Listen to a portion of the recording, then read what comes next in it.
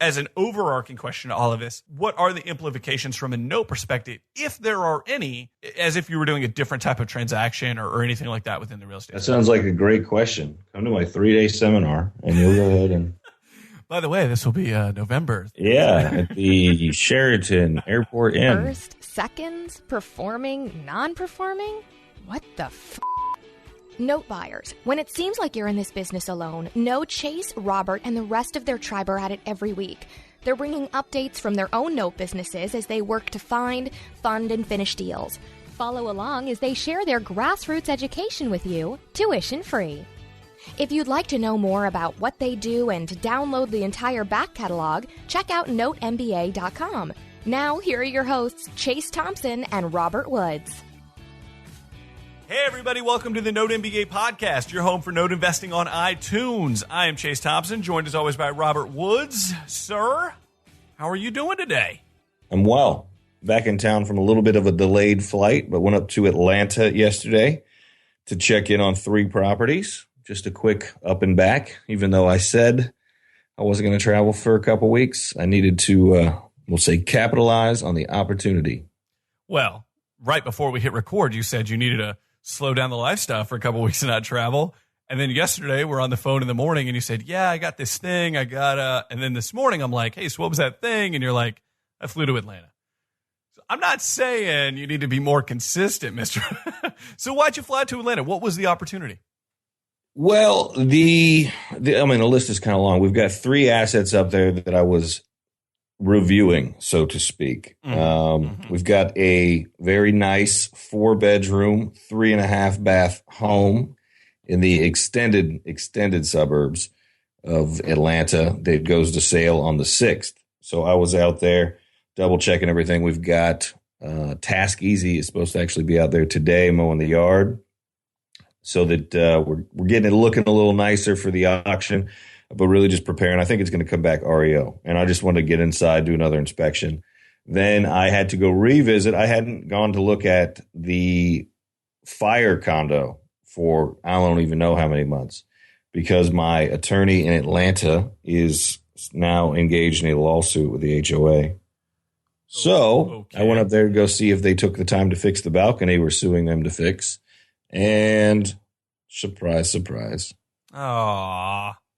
Last but not least, you remember the poo-poo window house?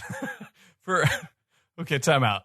Real quick pause. In today's episode, for anybody who is unfamiliar with what Robby is about to talk about, please, we'll have a link in the show notes. Take a trip either over to our Facebook page or our YouTube channel and find our first, and we'll actually hopefully be coming out with another day in the life of an investor video, and you will see exactly what Mr. Woods is about to talk about. But yes, I do remember the poo-poo window house.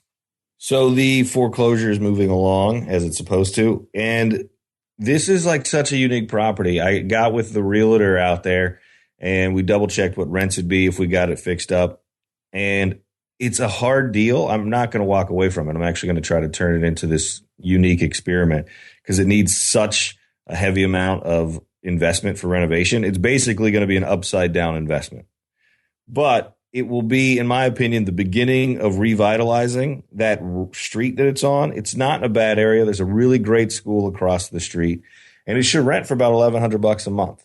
It's not going to be the sexiest rental property we have, but taking the choice between eating it on what was like the free note, this is the one that we got for free, or investing, let's say, an extra $20,000 of capital this year into something that only makes a 7.5 or an 8% return. It's kind of funny because that's like the worst thing that we have to deal with right now is only making an 8% return on this rental, right? Because we're over investing into it. But I think it'll be unique project. I want to see what the numbers look at. And, we've come out of a couple really good deals. And I think taking the money to reinvest in the area will be a good use of those funds. So that's, we went to just go double check because I got actually we shot some video yesterday, but I got a quote from a landscaping company for like $4,200. And I'm like, come on, man. Like I get that we're in Florida and this property's in Atlanta. So it's actually a project I'm going to have Tonio working on this week is to, see what we can do to get that bid cut almost down to nothing. Yeah, right, sure. You can't blame him for trying to take an opportunity. Go ahead, continue. Also off topic, but I think of total value. I bought a note up in Louisville, and I had the property preservation company go out, change the locks, give me some internal pictures, and the quote to trash the house out was $1,400. That's the highest I've heard by a mile. So I called, and I hate that I have to. I called College Hunks Hauling Junk, and they've got one of their franchises out there. Yeah, and a full truckload's like $600. All right. So it was unique. I thought that was a funny thing to do. Also, this property was abandoned. It's vacant. Way off topic. Now we're going to just talk about this Kentucky property for a second because it was so random. We got in the pictures and external condition, and this is an extremely low value asset. We're working on a couple projects that we can afford to, as I said, invest a little extra than we probably should be to see if we can educate ourselves on the back end with some different processes. But the lawn was overgrown when we had the pictures taken and everything. So I set up Task Easy to go out and mow the yard. And I get a call from them, and they're out in Utah. So it was, I think, a little bit later. It's probably like 5 or 6. And they're like, Mr. Woods, our vendor went out there to go mow, and the grass had just been cut. So I don't know what's going on. And so it was kind of funny. So I rescheduled to go out. Nothing from the city, nothing else. When we saw it a week and a half before we bought it, it needed completely mowed. So it's just kind of a random thing. Anyway, I saved $80. Now I have to pay to have the grass mowed too. So you had a magical grass cutting fairy come out and take care of one of your low value assets. That is exactly it. And this is way off topic as well because, oh no, we won't go that far off topic. Yes. Well, that Louisville deal is part of our recent round of acquisitions we've talked about in a couple of shows now. And I'm really excited to see where that one goes. Like you said, it's another opportunity to kind of educate while, hopefully, if not making true profit, understanding a process better, understanding an opportunity the next time we see it, and different things like that. So I'm really actually very pumped about that particular one in general. Man, magical grass cutting fairies. I'm all about that. Really quickly, one of the things I wanted to talk about was some recent news that came out about Nevada. I don't know if Nevada is one of your favorite states, but it certainly houses one of your favorite cities, or at least a city you visit quite often. They are no longer a super lien state. HOA liens do not supersede first mortgages any longer in the state of Nevada. So we've actually talked. We had a really great show where we explained what a super lien was. It was I think that might have been a show in the teens or the 20s. I'll have to find it, link it up in the show notes. But it was actually an episode that a bunch of people we onboarded a bunch of great new listeners from that show, because so many people were so unfamiliar with what that meant. And you had done such an awesome job explaining what super lien was, how that process went, and how to handle it. Nevada's no longer a super lien state. What are your thoughts on that? I mean, obviously you invest there when it's appropriate. Does this change at all, that strategy? Or is it still kind of an interesting state in and of itself anyway? No, I think it would change things out in Nevada for sure. I mean, we don't really see too much stuff, though. I always look at whatever we see out there. Sure. But, I think it's a good thing as an investor. I think it's kind of crazy an HOA can go in and supersede a first lien mortgage. I get that they need to be paid because that's at the same level. It's kind of funny because you look at Safe Harbor in Florida, which, minimizes the exposure that a mortgage company is going to have, which is fantastic. But then you look at other states, too, where after foreclosure, the HOA lien is just completely wiped out. And then you end up with these upside down HOAs and inept, and it's financially inept board members that aren't appropriately reserving, adjusting, or going through what they need to do under their bylaws to raise monthly dues or do special assessments to maintain the value. So then you see a lot of these hard hit places. South Florida is a good example, places in Miami. A lot of the stuff I've seen in Atlanta on the lower end, they haven't been able to maintain any of the external property and just is this spiral because there's no protections for the HOA. So as a mortgage investor, obviously I want to be able to wipe out the debt. But however, as I turn into a long-term holder of rentals, you realize what that impact has on your actual asset. So it's an interesting vicious circle of maintaining value and then, also appropriately, setting up each institution, whether it's the mortgage company or whether it's actually your community, the HOA, to be financially solvent and do what they need to do to maximize returns. For sure. And on the topic of different states handling things differently, this isn't something we wanted to dive extremely deep on just because we don't have a ton of listeners that might fall into this category. But you had sent me an email from an attorney, I believe, where she was kind of questioning how many foreclosures you had done in the state of Illinois because, and correct me if I'm wrong, but depending on the number of foreclosures you do, you have to pay money, right? Yeah, so there's it's a gradient level. So right. It's, 1 to 50 or 0 to 50, 50 to 100, 100 to 200 or 250 plus. And they charge an extra fee. So I think it's their kind of way to smack the banks that messed everything up in a weird way. It's also their way to reach back into another wallet and pull some more money back into state coffers. Yeah, and what was interesting about this is they had reached out, and I'm assuming it's because your servicer in this case had been communicating with the attorney. So they'd actually reached out to your servicer and said, hey, what are the numbers on this? Because, we might need to reach into the back of somebody's pocket here and take some cash out. And your servicer said, hey, look, basically, we can only see what they have here. We don't know everything. You're going to have to go straight. Call the investor. Go straight to the bank on this one. Go straight to the lender on this one. At which point, obviously, they'd gotten a hold of you. So, like, this guy forecloses on everything. We need to find out how many he's actually done.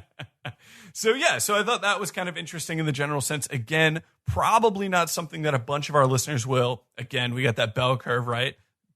Straight up newbies, all the way to experienced, and then everybody in between. But something to be aware of, definitely. And again, moving into even more different state legislation with regards to some of this stuff. We had talked before about how Ohio had gotten their fast track program in order for foreclosures for blighted properties, properties that no longer, that were vacant, things like that. Well, now they have this new piece of legislation. I don't have a ton of information on it. We'll link up to what we do have in the show notes, but it's called the Dollar Deed Program. And just by looking at the preliminaries, it looks like something to the effect of people can actively basically petition their mortgage company for a modification or something like that. It's, one of our other fellow investors, a good friend of ours, Bill Coppage, had said it basically looked like a program that was a cross between a deed in lieu combined with a lease with option to buy type scenario. So we'll link up to what we have on this program, and if there's anything that we feel is super pertinent for the listener, we'll come back with more data on it.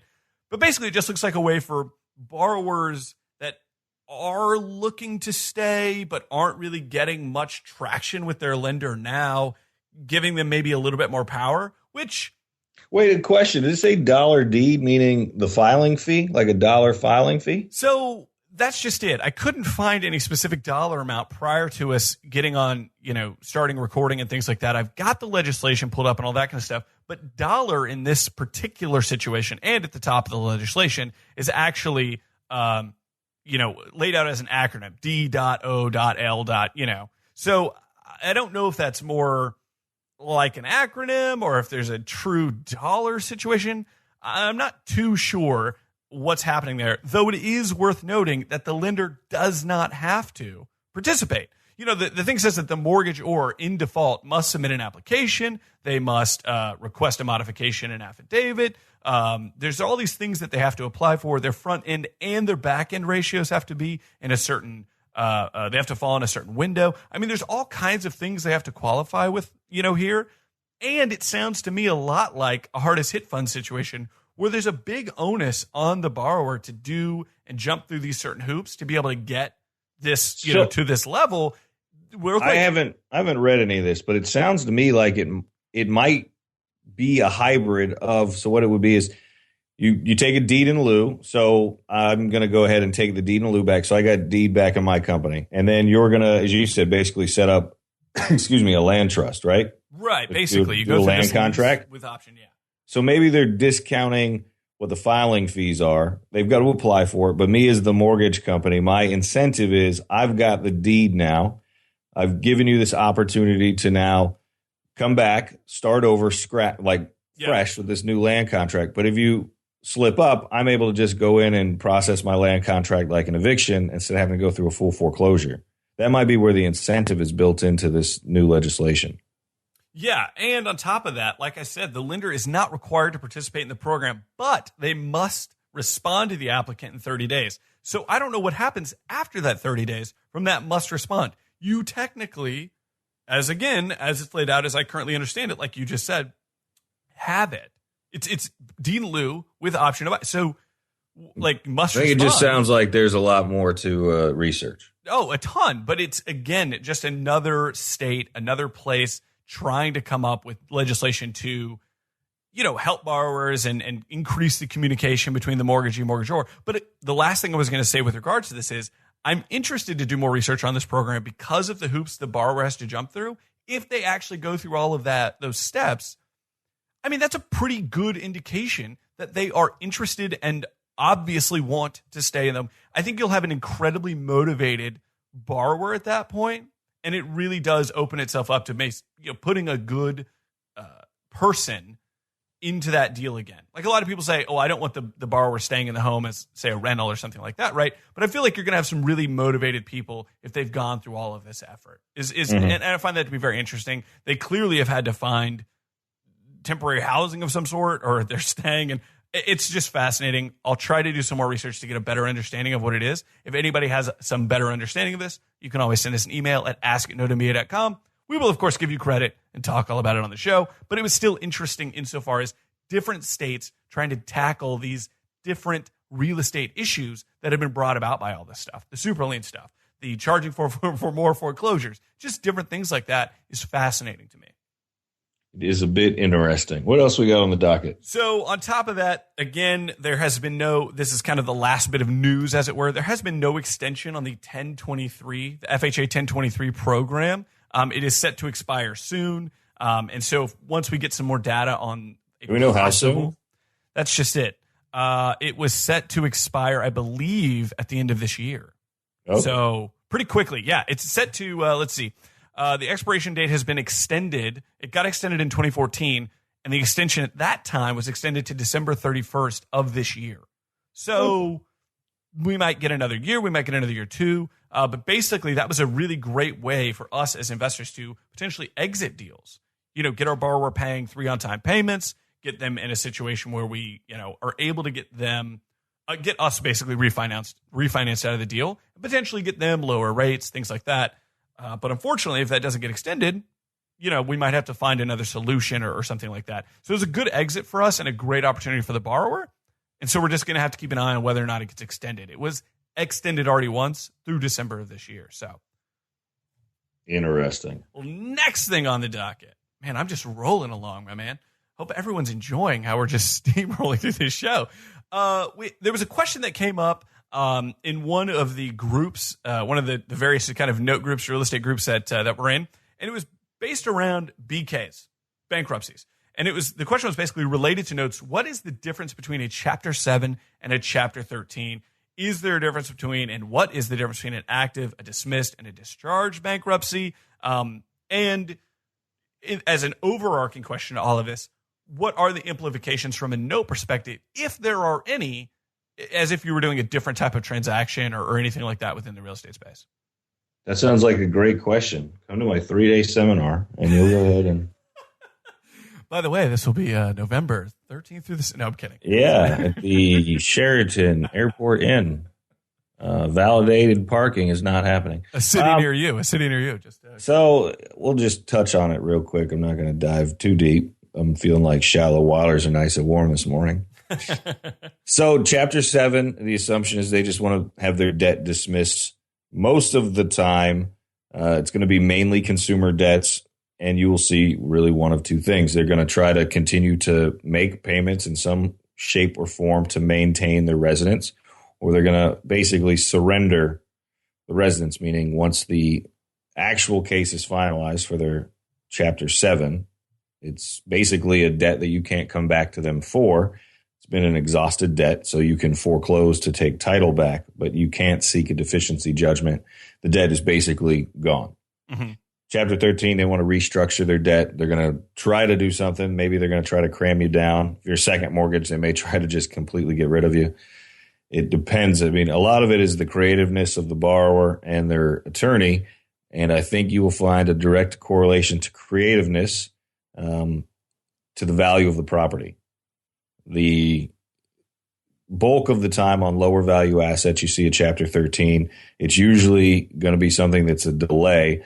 Most of the time for what we've been buying, and it's not that there's an equation for it, but the numbers just don't make sense. They're not going to have an income where they can come back and take care of the property. We currently have 6 Chapter 13 BKs going on right now. Mm-hmm.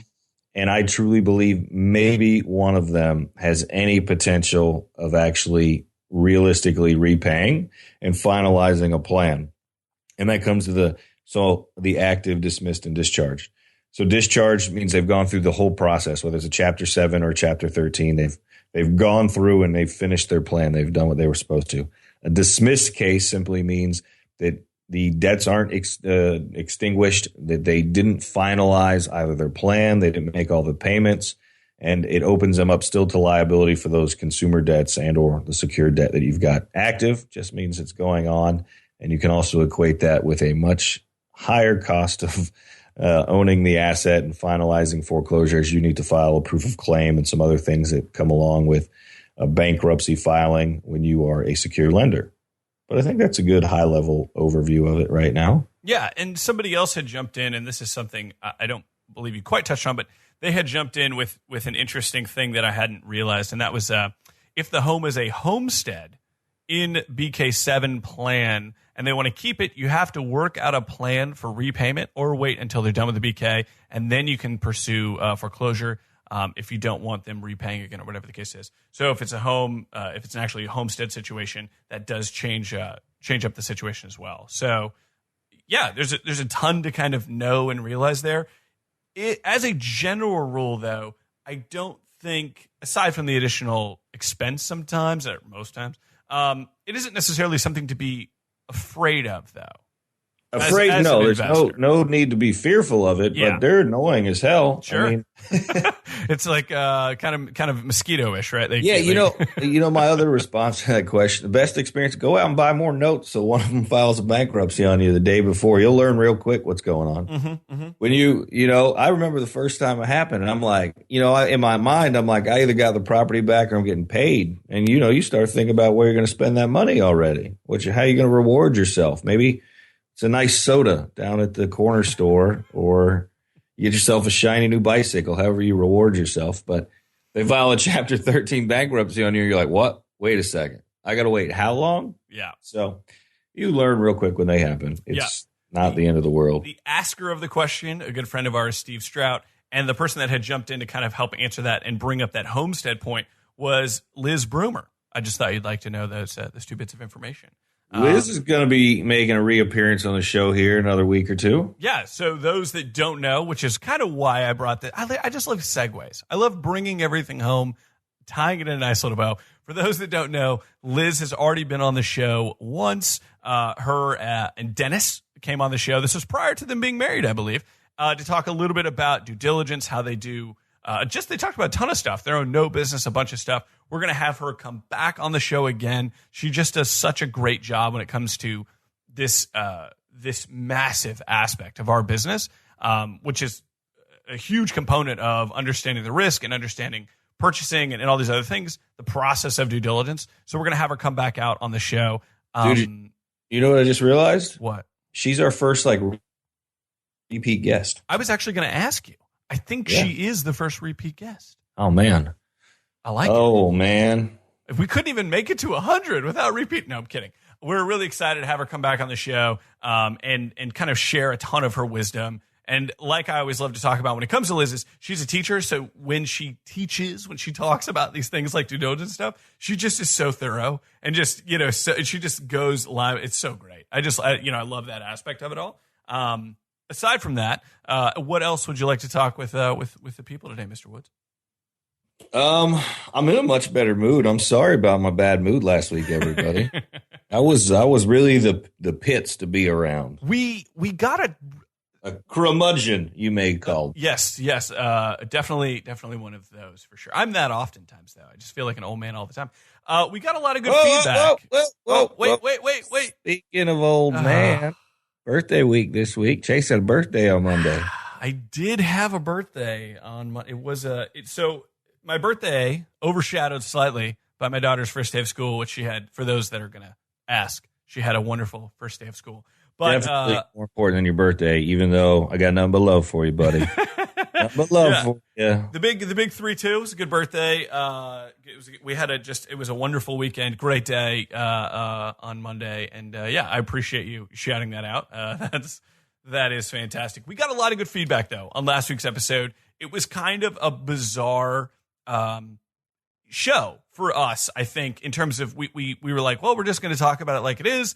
And then when I had conversations, people sent in emails. I had conversations throughout the week, and even at the beginning of this week with other investors and things, other business people in general, just telling them about what we did. And everybody loved it. They were just like, holy, one, that we would have an audience that cares enough to, and understands enough to want to listen to that type of content. But the fact that everybody has those, but all you get in this social media marketing, everyone wants to talk about their business, everyone wants to talk about their lives type of space. You don't get a lot of that. You don't get a ton of, man, this week just isn't my week, or man, this has really been kind of a downer, or man, you don't get a lot of that, and you don't get a ton of that honesty and feedback from people. So for everyone that listened to last week's show, for everyone that sent in feedback or called or whatever the case is, we appreciate you. And it felt refreshing, honestly, to just be totally real about a situation and not be that, like I said, kind of that Facebook-y, everything's great kind of situation. Because those times happen. You got to surround yourself with those people. They do. And we snapped out. We had a much the week finished strong, and it just led right into this week. So I did. Totally okay. Oh, speaking of finish strong, we're going to go a couple more off topics. We can extend this. We've got two things I was thinking. One, the Spec House. Yes, we posted about it on Facebook. Under contract, full ask, day 4. Time out. I didn't even know this info. You hadn't even told me yet. It didn't see an open house. It didn't even see a Friday. We listed it on Monday, and we had 3 offers on Thursday. One was kind of poo-poo. And we basically, I was like, they wanted 24-hour responses. And we were like, you know what? Tell them to provide best and highest, that we don't want to counter anybody, and that we want to see it through the weekend. And the guy's agent, like maybe 15 minutes later, comes back, full ask, no contingencies. Will you sign the contract? He's walked before, but I looked at Antonio and I was like, dude, full ask, no contingencies. And this buyer actually went and met with our contractor about extending one of the walls and putting in a swimming pool. Yeah, he sounds serious. I think he's motivated. He already scheduled inspections tomorrow. But here's what's crazy. I know this is notes, but we'll talk about, because this is real estate based. But it's kind of funny when I look at remodels compared to like this new build. We paid for a brand new house, so it should be brand new, right? Just like a car. It comes under full warranty, so it's almost like you could buy a Ford F-150 from the factory. And because you were willing to pay for all the manufacturing, and you got somebody else through an advertisement that was willing to pay $5,000 more for it, Ford will deliver the car to them and explain all the warranty stuff and do anything they need. You just get to step back 4 spaces and make your money in the middle. Ooh.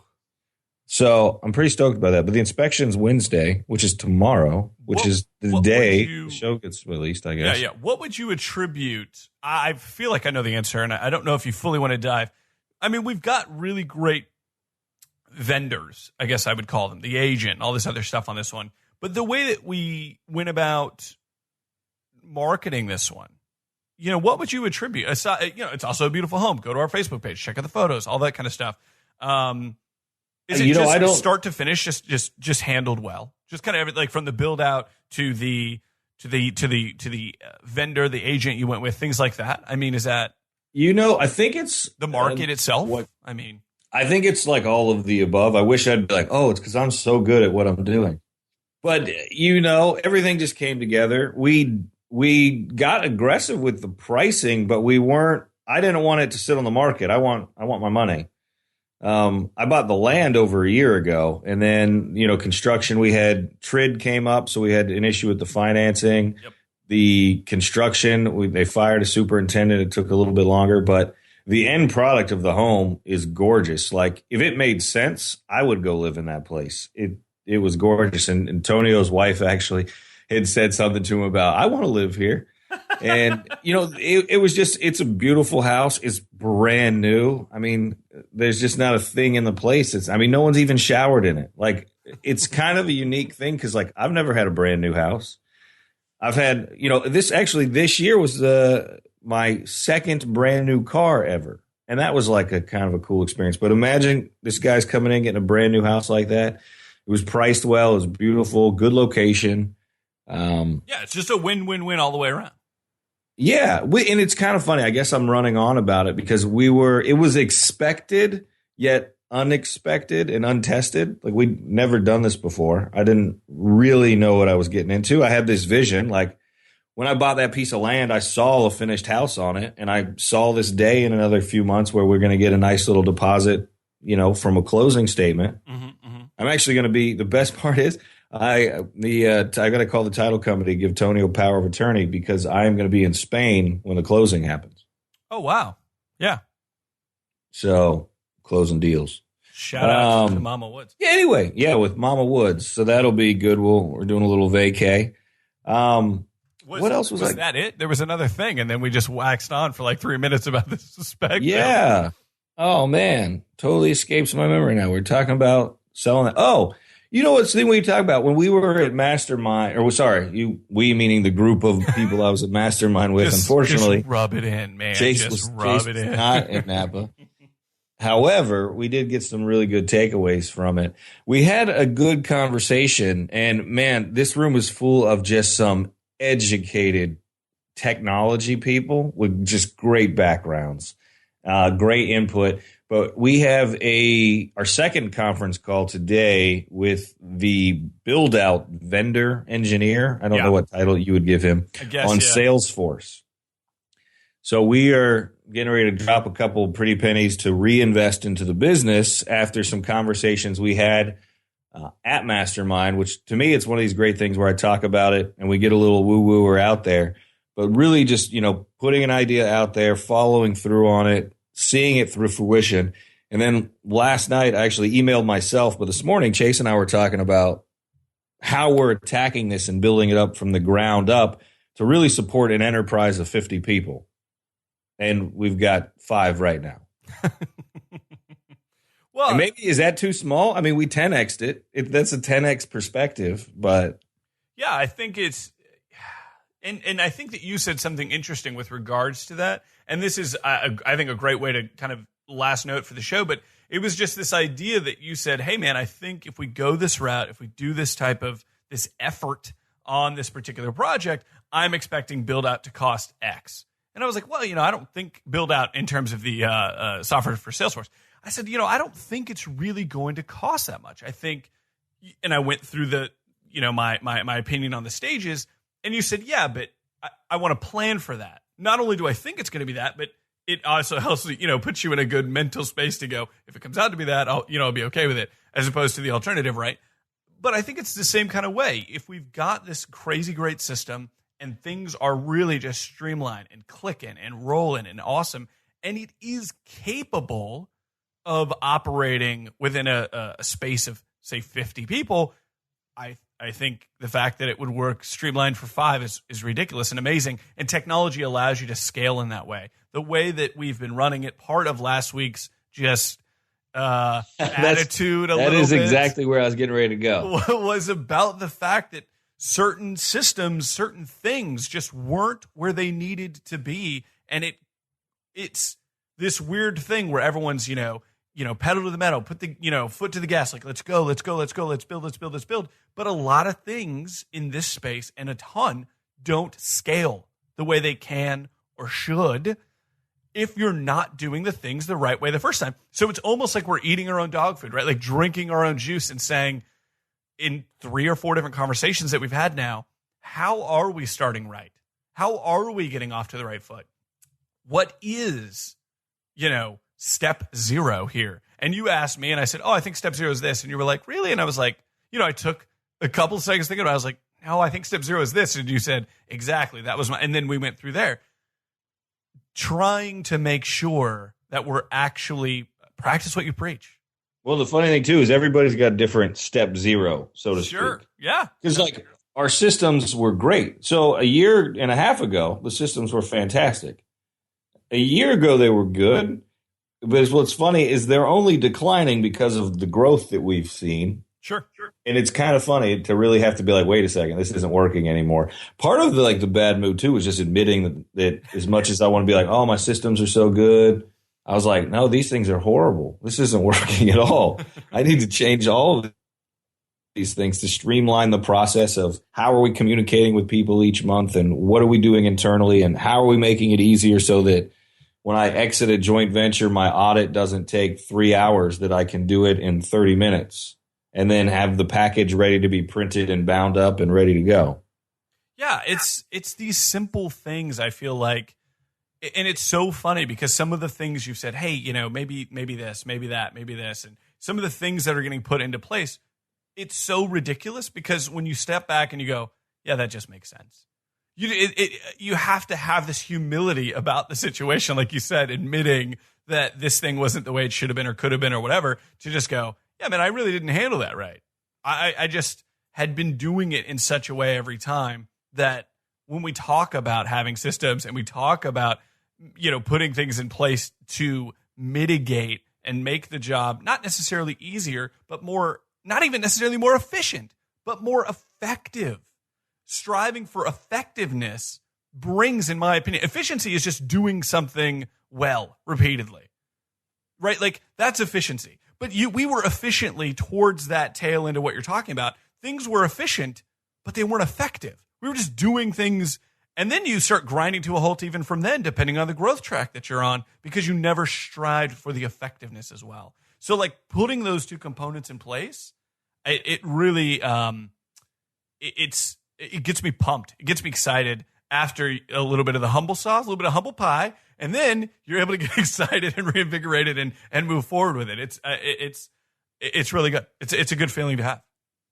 I have to agree. So my phone's rang like 3 times. I think it's time. Business must continue outside of the podcast, or else we won't have anything to talk about. We appreciate you so much for being here. Thank you so much for joining us this time. If this is your first time, be sure to head over to iTunes, give us a rating and review. Go check out the videos I mentioned on YouTube and Facebook. Massive shout out to Steve Stroud for asking the question, again, in one of the groups that we're a part of, and Liz for jumping in with a great answer as well. And she'll be on the show in future episodes. So if you want to get those, be sure to subscribe, like I said. Thank you guys so much for joining us. If you have any questions or comments, send us an email at ask@notmba.com. And as always, tell 5 other people you know about the NoteMBA podcast. We'll catch you guys next week. Dude, you're going to have to tell me how those cured meats I sent you for your birthday are. That's the most bizarre way to end the show. We'll catch you guys next week. Take it easy, guys. Have a good one. Oh, my gosh.